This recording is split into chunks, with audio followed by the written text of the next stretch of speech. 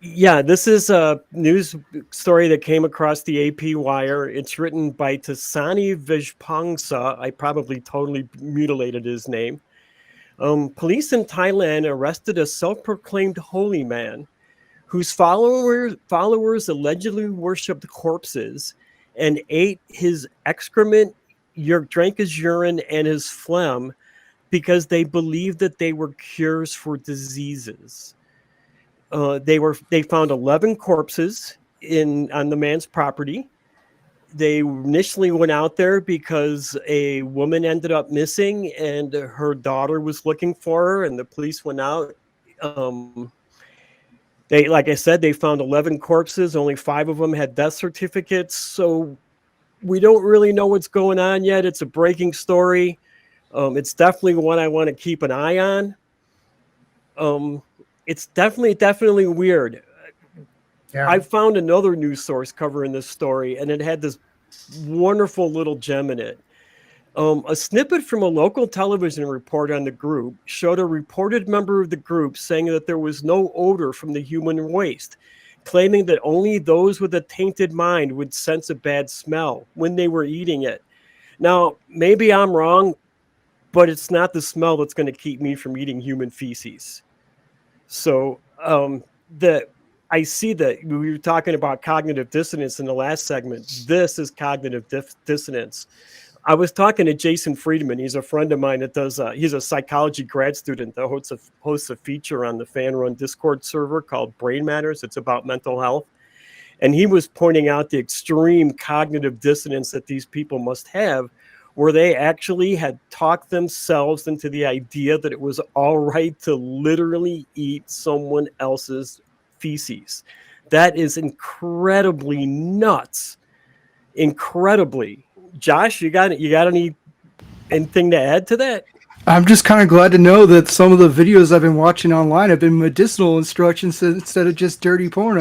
But this is a weird one. I listen to a lot of cult podcasts, and like how you get people to this kind of extreme seems kind of crazy. But people in desperate situations can hold on to absolutely any idea if they're indoctrinated into it hard enough, or they're put in the most extreme conditions. I was hoping we can see how exactly this cult's followers came into this situation. I couldn't really find anything about it because it seems to be such a breaking story. But you can find people that will believe absolutely anything. I've heard about cults that like people were coming on knives and stuff, and that was part of the ritual, is having jizz stained knives and stuff like that on it. So like you never know what you're gonna find. I've heard of people in just America that think that there's healing property in their children's urine, and they put that onto like cuts and stuff like that. So there are less extreme versions of this outside of cults. With indoctrination, this shows just how far those weird views can go. And I have no pity for the man, the 75-year-old leader that was arrested, but I feel bad for their followers looking desperately for some answers, and they fell upon this kind of horrible, gross cult that obviously probably killed several of those people that they were worshiping the corpse for. I don't know exactly how they came across those bodies, but it could not have been in any healthy way. Well, I think one of the things that we're always encouraging is education, right? And I just worry that maybe this is a product of this occurring in a rural northern Thai village, and just maybe the access to information there is not great. If we look back historically, we can see plenty of instances of ritualistic behavior. I don't know how common sharing bodily fluids was in any of those types of rituals. Yeah, I mean, there was some strange stuff, but nowadays this type of stuff is generally confined to the realm of some extreme sexual fetishes. Or Sunday Mass, for eating flesh and drinking blood. This is true. That we have had parts of mainstream religions kind of incorporate some sort of cannibalism, I'm sorry, Rex, you were on on a roll there. No, that's really all I was going to share about that part. So I mean, that's a great point. If I suppose if you're, I guess that's pretty well relegated to the Catholics, right? Is that transubstantiation where you Hmm. believe? It There's a is. few others that do it. Yeah. But I you know, was raised Lutheran, and we did it in the Lutheran church. Okay. I looked a little bit into, tried to look a little bit into kind of the anthropology of religion in northern Thailand, and I was able to find a little bit. So there's definitely animism that is prevalent in the folk religions of the area. There's definitely ancestor worship going on, and in the same thing, spirits are there. So it doesn't go so far that there's also this divination towards a single older person doesn't seem too far out. Also, from what I was reading, the Northeast is particularly well known for its monasteries and retreats for meditation and healing. And I think that's what this person was. What I read is that so a lot of the monks come from this Northeast region. And there's also high prevalence of Brahmin who carry out, quote unquote, life cycle rituals, births, deaths, renewals, things like that, and diviners who are concerned with, quote unquote, spiritual afflictions. So that's where I'm, really kind of piqued my curiosity in hearing about this cult leader. Is that kind of like sounds like what he was. It seems to be that he's has this group, and people are coming there to, when they're at their wits' end, trying to get healed. When you have that group think going on, and you've got a lot of people telling you that this is the correct behavior, that social pressure can lead people to do all kinds of things. And I'm sure that they didn't just walk in there and have somebody get in the urinated into their mouth or something and go like, hey, this is how we started in the cult. There's always a slow, methodical process in how they get people into this. So it doesn't seem like they're just taking a gigantic leap into where they ended up. And the fact that this has only been around for 4 years, or at least 4 years without notice that they mentioned in the article, I have a feeling that the pandemic probably exacerbated these things. Like, people are looking desperately for new ways to keep themselves healthy. And then they got this guy who has answers. I'm not saying this is the only reason, but I'm just saying that it could have made things worse. This guy's claiming to have answers to how they can stay healthy and avoid getting sick under these conditions, and they're going to go for somebody that's giving them answers, even if they seem like they're wrong, or even if they seem kind of like far-fetched. Desperate people are willing to like forego logic and common sense for somebody that's actually telling them what they want to hear sometimes. Well, I think that's an interesting point to Malty's point, where you talk about spiritual afflictions. What does that mean? There's no basis for that. It's not a real thing. So if somebody can convince you, just like a Western religion, that your spirit is damned to hell, mm-hmm. There's any number of things that you can be convinced to do to cleanse yourself, right? And I guess that makes me question, what do I find more concerning in this situation?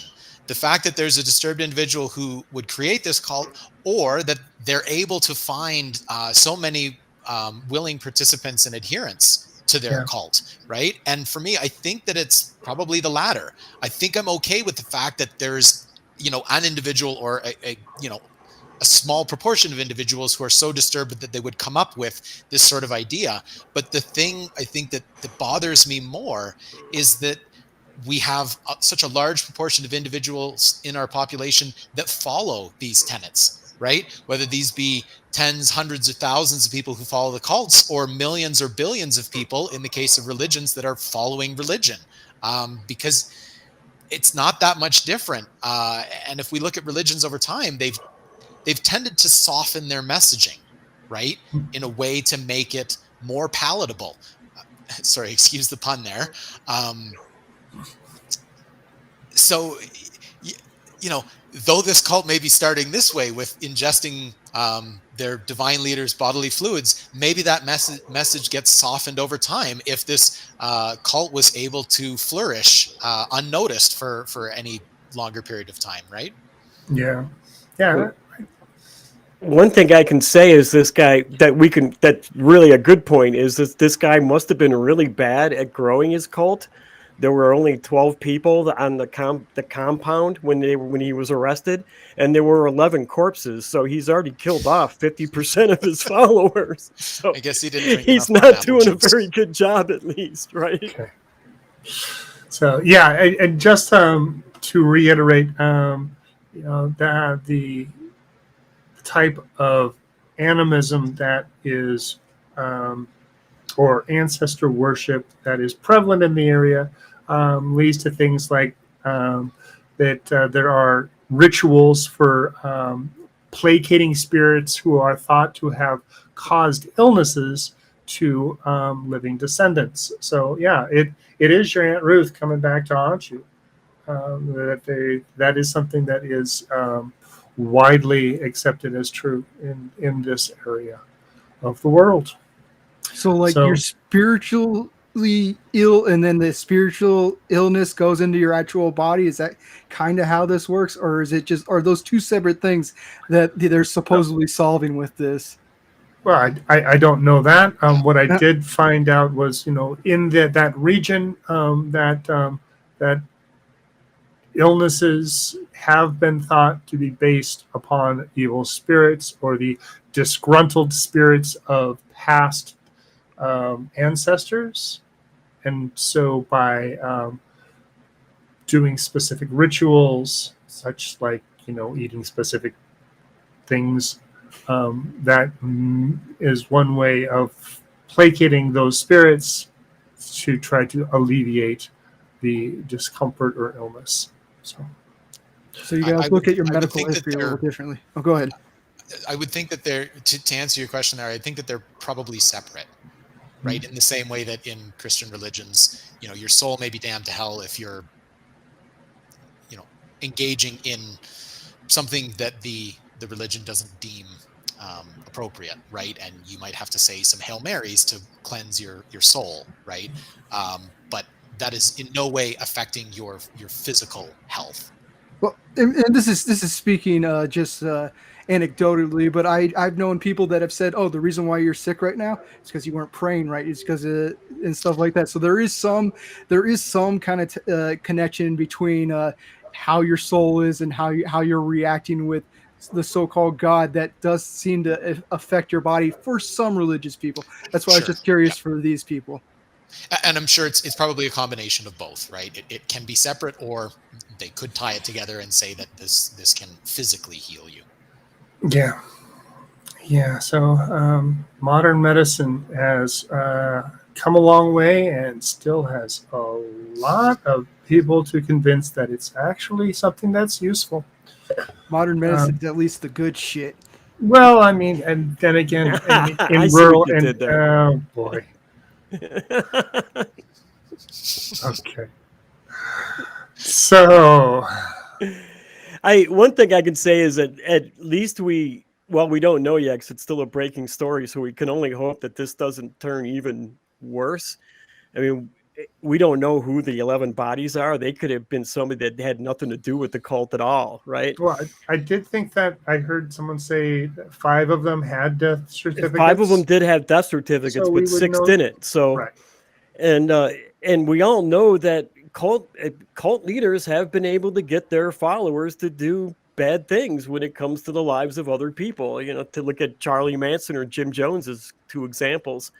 Oh yeah. So, I just hope that this story doesn't really turn worse than it is already.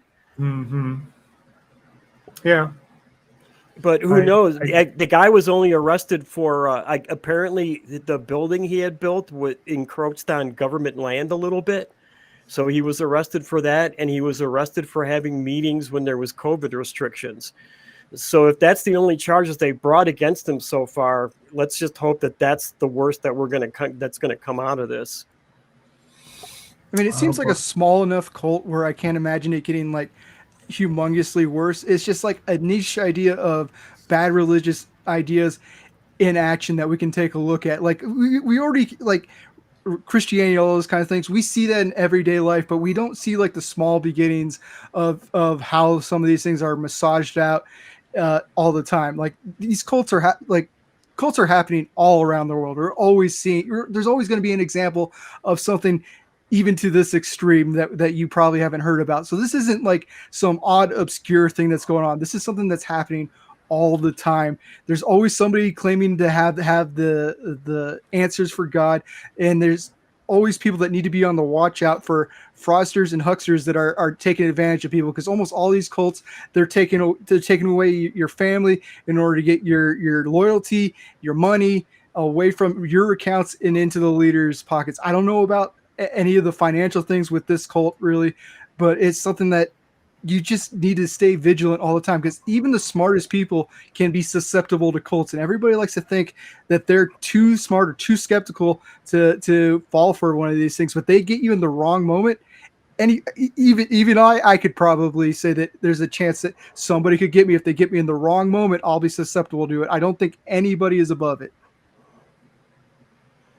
All right. I was hoping that they were just collecting the corpses because they had one of those ideas that they could raise the dead back up. Like I think you're familiar with the Love Is One cult, Malty, with the mother goddess woman who was their leader, that they kept the body around wrapped around Christmas lights. Yeah. And because they thought she was going to come back to life, right? Wow. A lot of Buddhist influence there. So resurrection is not definitely not off the table. Usually it's in another form, though. There have been some cults I've heard of that have kept the bodies of like the leaders sometimes because they think that the leader's going to come back to life after a while, and then they got found out after the body had just been around for too long. I've listened to too many cult podcasts to remember exactly what the cults were that kind of fell into this, but even that's not unheard of. They'll take resurrection completely literally on the body that died sometimes. All right.